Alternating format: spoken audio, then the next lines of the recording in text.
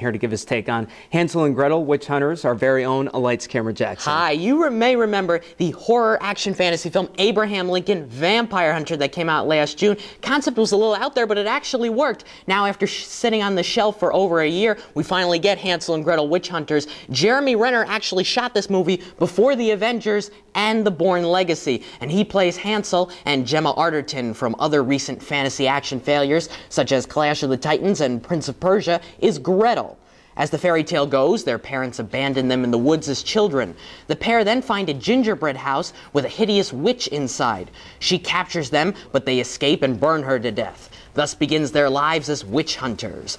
Now older, and as the title card says, many years later, because the writers apparently couldn't come up with a number, Hansel and Gretel are hired to come to a village where witches have been stealing young children.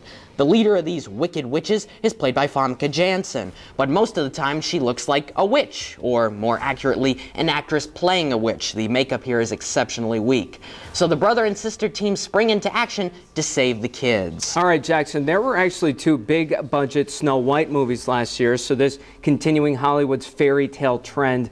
Will the people who see Hansel and Gretel Witch Hunters be happy ever after? Not exactly. Outside of a few action scenes and the special effects, this is a complete mess. As usual, it begins with the story, which has no substance or imagination. Many of the characters are dull, including the witches, and even the way the witches are killed is dull. No suspense, no excitement. Where's Honest Abe with his axe when we need him?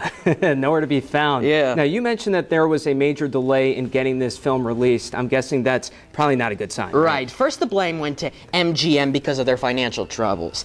Then they said the 3D post-conversion was the big problem. My guess is the producers saw what they had, wanted to make some last-minute changes, and then decided, you know what, it's best we just bury it and put it out in January. All right, now Jeremy Renner, he's one of the top action stars working today. Does he do anything to save this movie? No, he doesn't. He's completely uninteresting and uninterested. Both he and Arterton deliver corny dialogue, and they don't have accents at all, and they use modern phrases.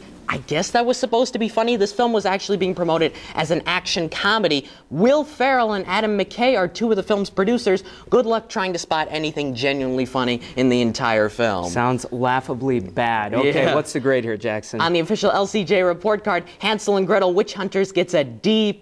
Overall, watching this film was a grim experience.